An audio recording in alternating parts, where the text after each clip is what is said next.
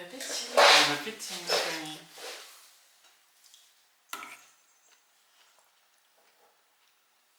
Hello les amis, je vous retrouve après mon petit déjeuner, après être un peu plus réveillée et après avoir pris une douche pour introduire cette vidéo. Bienvenue dans cette vidéo concept que je fais sur ma chaîne depuis des mois maintenant, où je vous emmène pendant 24 heures avec moi dans la cuisine. Je vous montre tout ce que je cuisine et également ce que je mange. C'est vraiment des journées que j'adore tourner et je sais que vous êtes nombreuses également à les apprécier. D'ailleurs, je voulais vous remercier infiniment en intro pour que tout le monde le voit, à toutes les personnes qui ont laissé un message adorable sous ma dernière vidéo foire aux questions. J'ai vraiment senti qu'on avait pu se connecter, qu'on avait pu parler de cœur à cœur et ça m'a fait hyper plaisir de vous sentir présente pour ce rendez-vous. Comme vous l'avez vu pour le petit déjeuner, j'adore me faire un pudding de chia, mais en fait je fais mi-pudding de chia, mi-pudding de graines de lin, parce que c'est vrai qu'on n'y pense pas du tout à intégrer des graines de lin en fait dans un mucilage comme ça avec un petit peu de lait végétal, des fruits, etc. Mais en fait ça fonctionne extrêmement bien et en plus vous savez que les graines de lin sont l'une des meilleures sources végétales d'oméga 3, donc c'est top d'intégrer ça dès le début de sa journée. Je complète avec des graines de chia qui sont également très riches en oméga 3, riches en protéines, riches en plein de vitamines que je ne saurais toutes citer, mais super important, il faut les moudre et de préférence si on peut les moudre minutes. Donc c'est ce que je fais dans mon petit moulin à épices que j'utilise régulièrement et que j'adore. Et ensuite vous l'avez vu, j'ai lié ces graines de lin et ces graines de chia avec un petit peu de lait de coco. Alors vous avez vu c'était une sorte de crème de coco parce qu'elle s'est prise au frigo et que je dilue en fait dans un petit peu d'eau bouillante, ce qui fait de l'eau chaude pour ensuite accueillir les graines. C'est parfait pour développer le mucilage rapidement. Et ensuite je complète avec un fruit de saison, donc ici c'était une orange sanguine. Ah, on est d'accord que la saison où les oranges sanguines sont là, c'est vraiment l'une des meilleures saisons, c'est juste trop agréable. D'ailleurs dites-moi en commentaire quel est votre fruit ou quels sont vos fruits préférés. Moi je sais que l'orange sanguine c'est clairement l'un de mes fruits préférés, mais j'ai aussi la figue et également la pêche en été, vraiment j'adore ces fruits. Et ensuite je sucre avec différents sucrants, ça dépend, mais aujourd'hui c'était un petit peu de sirop d'érable et je complète encore avec un petit peu de lait végétal, ici c'était du lait d'avoine. Comme ça me permet vraiment d'avoir un pudding qui est parfait parce que plus on le laisse reposer, plus il a tendance un petit peu à figer. Donc rajouter un petit peu de lait végétal à la toute fin, ça permet vraiment de retrouver un pudding à la texture qui est selon moi parfaite. J'espère sincèrement que la vidéo va vous plaire, je vous laisse mettre un petit pouce en l'air, ça vous prend 2 secondes et pour moi c'est vraiment un énorme soutien et je vous dis à tout de suite pour le repas de midi. Récemment j'ai passé une grosse commande sur un site d'occasion, donc je suis trop contente, j'ai pu acheter plein de produits que je voulais déjà acheter d'occasion. Et d'ailleurs je réfléchissais à vous faire un haul de tous ces produits que j'ai achetés, parce que j'ai acheté beaucoup de produits pour la maison, et du coup je trouve ça hyper intéressant de vous montrer que c'est également possible de pas les acheter neufs. Dites-moi si ça vous intéresse un petit haul seconde main, comme j'ai pu déjà en faire sur ma chaîne. Et parmi ces achats d'occasion pour la maison, j'ai enfin craqué pour un gaufrier, je suis vraiment trop contente. C'est un produit je trouve qu'on trouve assez difficilement d'occasion, à croire que justement les gens qui en ont les gardent. Parce que je vois beaucoup de grilles d'intérieur, je vois beaucoup vous savez, de trucs à croque-monsieur, de machines à croque-monsieur, etc. qui sont sur les brocantes, sur les vides-greniers et tout. Mais je vois très rarement réellement de gaufriers qui soient pas dans un état déplorable. Et du coup, lorsque j'ai vu ce gaufrier sur ce site internet d'occasion, j'étais trop contente. Donc je l'ai acheté. Et pour le repas de ce midi, j'ai vraiment hâte de tester une recette salée de gaufres du coup. Ça sera ma première recette salée. J'ai déjà fait pour l'instant une recette de gaufres sucrées. Donc c'est des gaufres, vous savez, briochées à la belge, avec le sucre perlé à l'intérieur et tout, c'était juste trop bon. Donc j'ai fait ça en version vegan. Je me suis inspirée d'une recette que j'ai trouvée sur le blog de Where Do You Get Your Proteins, et du coup ce midi trop excitée de tester pour la première fois des gaufres salées. Bon, vous savez que j'ai un super robot pour râper les légumes, mais en fait c'est quand même un robot qui prend pas mal de place et qui forcément prend un petit peu de temps à nettoyer, et du coup je me suis dit pour râper des petites quantités de légumes, j'aimerais bien avoir de quoi râper à la main tout simplement. Et regardez ce que j'ai trouvé dans mon magasin asiatique, donc c'était chez Paris Store. C'est Kiwi qui fait ça, une marque en fait qu'on trouve beaucoup en magasin asiatique, et donc c'est une sorte d'économe mais qui râpe, donc c'est vraiment trop pratique. Du coup d'abord j'épluche évidemment ma patate douce à l'économe et ensuite regardez-moi ça, je râpe tranquillement, donc ça va me prendre quoi, allez 5 minutes pour râper toute ma patate douce, et comme ça j'ai pas besoin de sortir mon gros robot et de le laver ensuite, même si c'est vraiment très simple à laver, mais je pense que vous voyez là où je vais en venir. Donc je vais faire ça pendant un petit temps. Une fois que ma patate douce est râpée, je vais venir l'ajouter tout simplement dans mon saladier. Je vais ajouter un peu de sel et également un mélange de farine sans gluten. Donc je vais commencer avec de la farine de pois chiche. J'en ai vraiment plus beaucoup. Et normalement on peut faire cette recette uniquement avec de la farine de pois chiche, mais comme je vous l'ai dit j'en ai plus beaucoup. Du coup je vais compléter avec un petit peu de farine de quinoa. J'utilise parfois la farine de quinoa pour faire un pain sans gluten. De toute façon, les farines sans gluten, elles fonctionnent très bien en mélange, en synergie, etc. Mais comme dit, là, si vous avez juste de la farine de pois chiche, ça fonctionne très bien. Et je vais également ajouter un petit peu de farine de riz. Alors la farine de riz, elle est pas mal pour apporter un petit côté légèrement croustillant, je trouve. Tandis que la farine de pois chiche, par exemple, elle est vraiment bien pour apporter un côté liant. D'ailleurs, dans certaines recettes véganes, elle peut être utilisée pour remplacer les œufs. On va faire comme ça, de toute façon c'est vraiment une recette à la vue, donc c'est possible que j'ai besoin de modifier tout ça au fur et à mesure. Je vais ajouter ensuite un petit peu d'épices. Regardez ce que mon père m'a installé dans ma cuisine, je suis trop fan et trop contente. J'avais trouvé ce petit porte-épices en Allemagne, alors est-ce que je vais trouver le curry? J'ai pas encore toutes les étiquettes nécessaires, voilà. Le curry est ici, et là j'ai une petite étiquette, mais pour certaines j'ai besoin de les sentir quand même pour être sûre, parce que j'ai pas toutes les étiquettes qu'il faut. Donc je remets un petit peu, ça va quand même avantageusement parfumer ma préparation. Et puis je vais compléter avec un petit peu d'eau, vraiment pas grand chose mais ça va quand même nous permettre de former une pâte parce que la patate douce c'est pas comme si ça dégageait du jus. Si vous faites cette recette avec des courgettes par exemple, lorsque ce sera la saison, eh bien il vous suffira de presser un petit peu la courgette et vous aurez le jus nécessaire pour créer en fait ce qui va lier le tout. Mais là pour les patates douces franchement c'est pas le cas. Je vais ajouter un petit peu de jus de citron. J'aime bien, je trouve ça relève, c'est hyper bon. Et c'est parti, mes mains sont propres, donc je peux mélanger avec. Vous pourriez évidemment utiliser des gants si ça vous fait plaisir. Mais écoutez, ayant fait une formation d'hygiène en cuisine, les gants c'est pas forcément plus propre. En fait, on a tendance à imaginer que les gants c'est toujours plus propre et du coup on les garde un certain temps et on fait plusieurs choses avec, etc. Et en fait, au final, et bah, du coup, c'est plus sale que si on se lavait les mains régulièrement et qu'on utilisait nos mains propres. Et puis de toute façon, je trouve que parfois il y a quand même un truc un peu hygiéniste en cuisine qu'on peut retrouver dans certains commentaires sur Instagram, etc., sur internet. Et je me dis mais quand même, ça fait quand même un bout de temps que les femmes cuisinent avec leurs mains dans plein de pays, même si c'est vrai que en France c'est pas forcément le pays dans lequel on va le plus cuisiner avec ses mains, mais c'est un truc qui est quand même hyper pratique en cuisine, les mains, parce que c'est intuitif, on a le contact avec l'aliment, on peut savoir en fait un petit peu au niveau de la texture, de la matière, avec plus que uniquement son regard, à quel point c'est adapté, etc. Voilà, du coup c'était une petite réflexion là-dessus. Dites-moi si vous êtes plutôt de quel team vous êtes, si vous êtes team jamais je toucherai la nourriture avec les mains, ou si vous êtes team c'est plutôt intuitif et chouette de toucher la nourriture avec les mains lorsqu'on cuisine, évidemment si on a les mains propres et les ongles courts. Donc voilà, je mélange tout ça, je trouve que la pâte elle commence déjà à être pas mal, et me vient une idée, j'ai bien envie de mettre du persil dans la pâte, je pense que ça va être excellent. Donc je vais aller couper ça et les rajouter.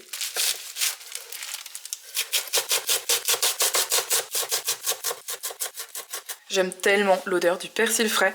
Honnêtement, c'est vraiment l'odeur qui me rappelle ma grand-mère, car elle avait plein d'herbes fraîches dans le jardin potager qu'elle partageait avec son frère. Et autant vous dire que lorsqu'elle cueillait du persil, il était tellement frais que ça sentait mais tellement bon. Et du coup, c'est vrai que quand je coupe comme ça du persil frais, souvent il y a cette odeur qui se dégage et vraiment c'est un super souvenir pour moi. L'envie me vient d'ajouter également un petit peu de sésame. Hop, voilà, bon l'équivalent d'une belle cuillère à soupe. Et rebelote, je mélange à nouveau. Et là, cette fois-ci, ma pâte à gaufres sera totalement prête. Alors j'espère honnêtement que ça va bien tenir dans le gaufrier, ce sera aussi un test qu'on fera ensemble. Normalement oui, comme dit, mais à voir du coup, parce que c'est vraiment une recette que je suis en train de faire, de créer sur le moment. Voici la bête, donc c'est un Séverin. Et comme dit, on s'en est servi une fois, et vraiment, il était top. Donc je vais le brancher, mais je vais pas encore allumer pour chauffer, puisque je vais quand même vouloir huiler tout simplement mes plaques. Et c'est parti, je vais le chauffer. Donc j'ai remarqué c'est pas mal lorsque c'est à peu près au milieu du cadran. Ce qui est trop bien c'est qu'il y a une petite lumière au-dessus, donc je sais directement lorsque c'est chaud. C'est parti, c'est le test ultime. Hop. J'ai bien étalé parce que ça c'est sûr que ça ne s'étalera pas tout seul. C'est parti, je vais attendre quelques minutes jusqu'à ce que ce soit un petit peu cuit. Et j'ai le regret de vous annoncer que c'est une catastrophe. Voilà. Malgré l'huile, ça colle.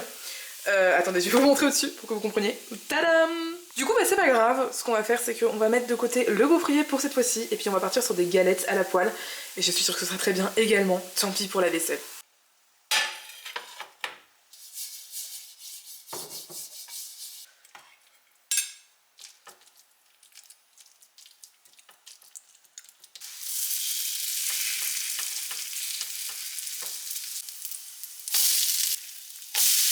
Les galettes, je vais les accompagner avec du tofu brouillé. J'adore cette recette. Alors vous me demandez souvent quel tofu j'achète. En général, je prends celui-là, mais globalement, tous les tofus de magasins asiatiques ou les tofus qu'on peut acheter au rayon frais, donc c'est également le cas par exemple au magasin bio, je les trouve très très bons. En général, ce sont des tofus semi-fermes qui seront super adaptés pour cette recette. Du coup, tant qu'à faire, je vais réutiliser ma poêle en dessous. Il y a déjà de l'huile, donc c'est parfait. Sinon, je mets en général de l'huile d'olive et je vais venir tout simplement émietter de façon assez inégale, comme ça imitera un peu les œufs brouillés. Mon tofu, donc là j'ai 500 grammes. Le but dans un premier temps, ça va être de saisir le tofu. Donc j'ajoute également un petit peu de curcuma. Je vais venir mélanger tout ça et du coup ça va prendre une jolie couleur jaune. Là on a une jolie couleur et à ce stade c'est totalement facultatif, mais on peut ajouter quelques épices. Donc moi je vais ajouter non pas des épices mais de l'oignon rouge en poudre, également de l'ail en poudre, on pourrait mettre de l'ail frais évidemment, et une touche de cumin moulu. Et ensuite je vais éteindre le feu, vous le savez moi j'ai des plaques vitrocérame donc la chaleur reste quand même pendant bien encore 5-10 minutes. Et je vais venir mettre de la crème végétale, vous pourriez également mettre du lait végétal si vous voulez. Moi c'est de la crème de riz, c'est pas le plus adapté mais c'est ce que j'ai en ce moment dans mes placards. Et donc là le but c'est vraiment que le tofu vienne se gorger un petit peu du liquide. Il va se pocher en fait en quelque sorte. Et c'est vraiment ça qui va apporter la texture super agréable d'un œuf qui serait un petit peu coulant. Je vais servir mes faux œufs avec un petit peu de ciboulette hachée. Perso j'utilise toujours des ciseaux de cuisine, je trouve ça hyper pratique.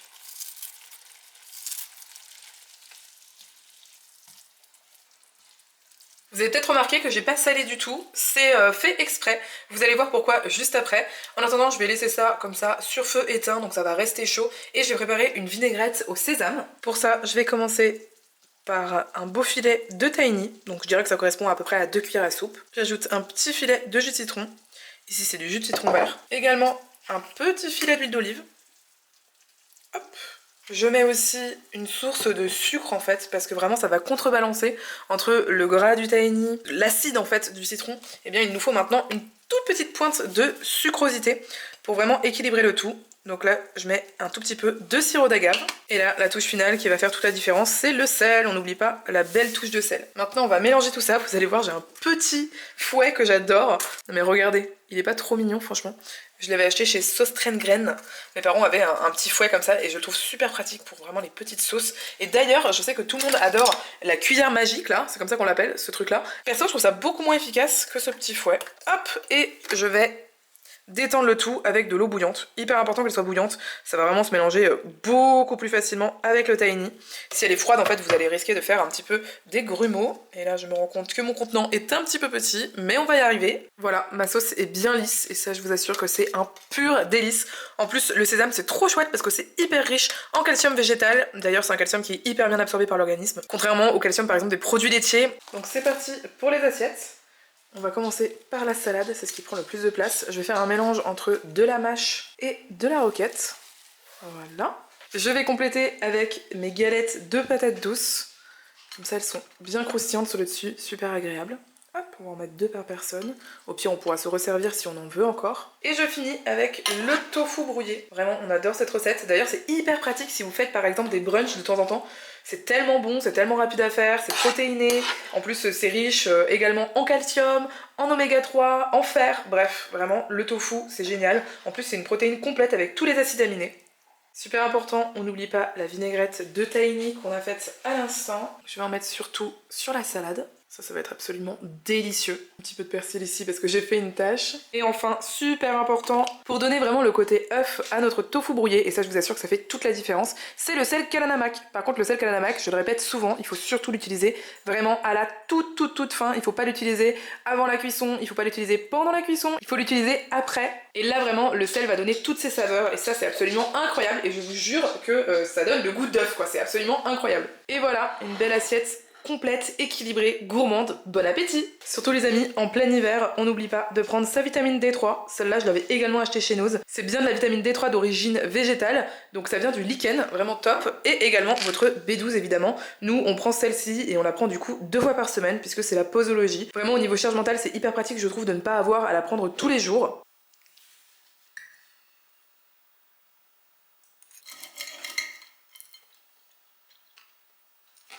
Bien croustillant. En dessert, je vais prendre cette compote bio pomme-poire que j'aime beaucoup. Et j'avais envie de petites friandises. Du coup, je prends un petit peu de bonbons comme ça, qui sont vegan, que j'ai acheté en Allemagne. Et également un petit chocolat Vegelino. Donc c'est la même marque que la marque Vego. Est-ce qu'on peut juste parler de ça? Est-ce qu'on peut juste parler de ça? Est-ce qu'on peut juste parler de ça? Tu es confortable? Mon bébé? Oh, tu te meurs. On se retrouve pour le goûter. Je suis trop contente de vous retrouver tout au long de la journée, c'est vraiment un plaisir. Donc je vais utiliser un papier sulfurisé que j'ai déjà utilisé, donc ne soyez pas étonnés. Donc je vais mettre directement mon papier sulfurisé dans mon moule et je vais essayer de faire une sorte de cheesecake un peu léger en fait, vraiment à base de fromage blanc. Donc c'est une recette un peu inspirée de la culture allemande, on appelle ça le Käsekuchen si vous connaissez. Donc je vais faire ça et je vais essayer de le faire directement dans le moule. Écoutez, c'est un test, ça va m'éviter d'encore laver un saladier supplémentaire, donc on teste ensemble. Vous allez voir, c'est hyper simple, en plus il y a très peu d'ingrédients. Je commence par mettre un premier gros yaourt de soja. Les yaourts de soja que j'achète en Allemagne sont sur 500 grammes, mais je sais que ceux en France sont de 400 grammes et coûtent 2 fois le prix. Honnêtement, c'est vraiment ouf. En plus, c'est fait avec du soja français, donc c'est parfait vu qu'on est à la frontière. Et il coûte 89 centimes en Allemagne. Vraiment, c'est tellement pas cher. C'est une chance incroyable qu'on a de pouvoir faire nos courses en Allemagne. D'ailleurs, ça a clairement participé au fait qu'on a choisi d'habiter à Strasbourg, entre autres. Donc je vais venir mettre un deuxième yaourt entier.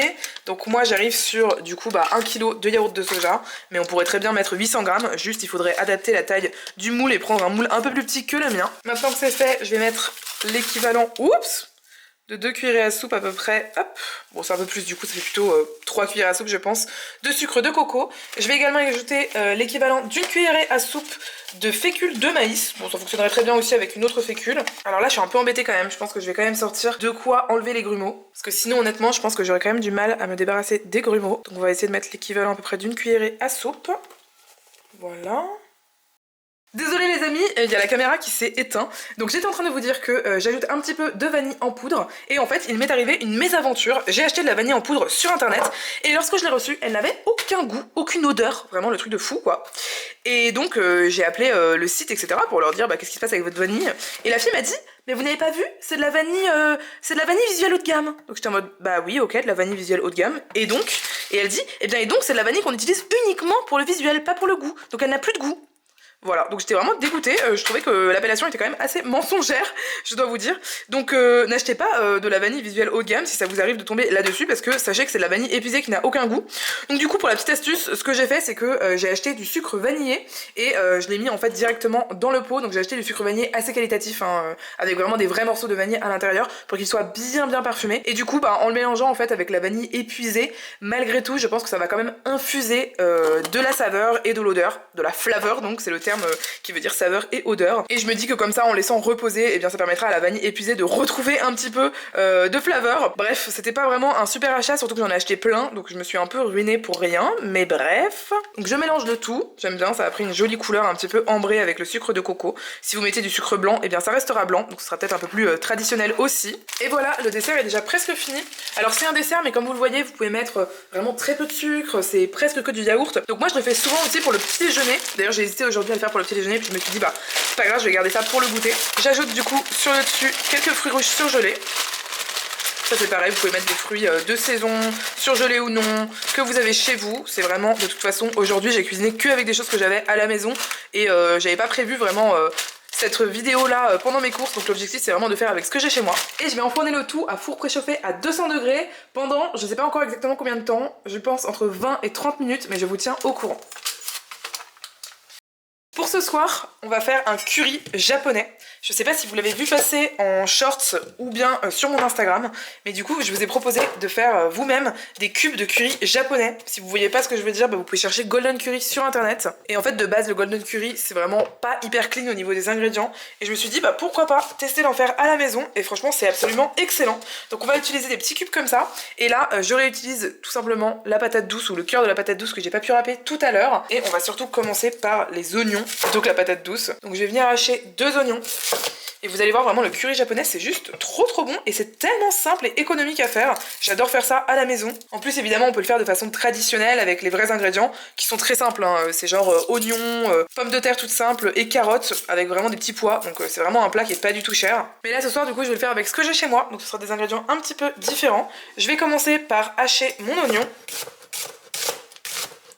J'aime vraiment trop ce hachoir. Il est trop pratique. Ensuite je vais mettre de l'huile de sésame. Normalement j'utilise ma cocotte, mais là je peux pas l'utiliser, donc j'utilise une sorte de grande casserole. Et je vais venir y mettre mes oignons. Ça sent déjà trop bon. J'ajoute des gousses d'ail que j'ai émincées. Moi j'ai dû en mettre bien 4, j'adore l'ail. En plus je crois savoir que ça a quand même quelques vertus, donc je sale déjà à ce moment-là. Est-ce que vous connaissez la chanson, je crois, si vous me suivez depuis un bout de temps, vous savez qu'il faut toujours saler les oignons en début de cuisson, ça leur permet de rejeter leur eau en fait, et ils vont cuire dans leur eau, et ce sera juste absolument excellent. Hop, je mélange le tout. Ensuite, il nous faut également des carottes. Alors, vous allez voir, cette carotte, c'est une carotte jaune que je prends en magasin bio. J'aime beaucoup. Et alors, il faut la couper. Enfin, c'est pas obligatoire évidemment, mais on peut la couper de façon traditionnelle japonaise. À chaque fois, j'oublie le nom. Je le mettrai à l'écran. Mais du coup, en gros, l'objectif, on coupe le bout. On coupe l'autre bout. C'est un peu impressionnant, mais en gros, il faut couper en biseau. Comme ça.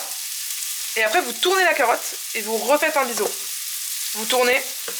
Vous tournez pas totalement, bien sûr. Vous tournez d'un quart ou de la moitié. Hop. Et vous coupez comme ça en biseau. Voilà, ma carotte est déjà de base biscornue. Hop. Et voilà, ça vous donne cette forme-là. Ensuite, d'ordinaire, j'aurais mis du navet ou du chou rave d'ailleurs. Mais là, j'ai un reste de céleri rave. Donc je viens l'éplucher. Le céleri rave, il faut toujours l'éplucher 2 fois parce qu'il a une peau hyper épaisse qui est vraiment pas bonne si on l'épluche pas bien. L'oignon et l'ail commencent à être déjà bien grillés. J'ajoute ma carotte. Également ma patate douce. Et j'ai aussi des carottes d'une recette que j'ai faite pour Instagram ou pour Shorts. Donc qui sont des carottes cuites en rondelles, vraiment à l'eau, le truc basique. Je les mettrai ensuite, mais pas tout de suite vu qu'elles sont déjà cuites. Je les ai coupées du coup également en morceaux irréguliers. Donc je les rajoute. Un élément important également du curry japonais, c'est les pommes de terre. Et mama dans ce plat, elles sont tellement fondantes. Donc moi je choisis des pommes de terre bio que je prends spécialement pour une cuisson ferme. Parce que dans un plat comme ça, il faudrait pas que ça se délite comme une purée. Ensuite tout simplement, je les épluche justement pour qu'elles soient bien fondantes tout simplement. Parce que forcément la peau, ça aide à tenir les morceaux de pommes de terre. Nous on veut que ce soit fondant. Donc je vais également les couper en morceaux. J'aime bien cette fois-ci faire des sortes de quartiers comme ça. Je trouve ça pas mal. Voilà, donc je mets 4 pommes de terre. Là vous pouvez voir, j'ai mis un petit peu d'eau dans le fond parce que ça commençait à bien accrocher. Je vais également ajouter du coup mes fameuses carottes cuites. Et là je vais totalement couvrir d'eau. Donc je prends de l'eau bouillante pour que l'ébullition arrive beaucoup plus rapidement et facilement. C'est là qu'on voit que la cocotte aurait été d'actualité quand même, vu la quantité de liquide qu'on a à l'intérieur. Mais ça va aller, j'espère.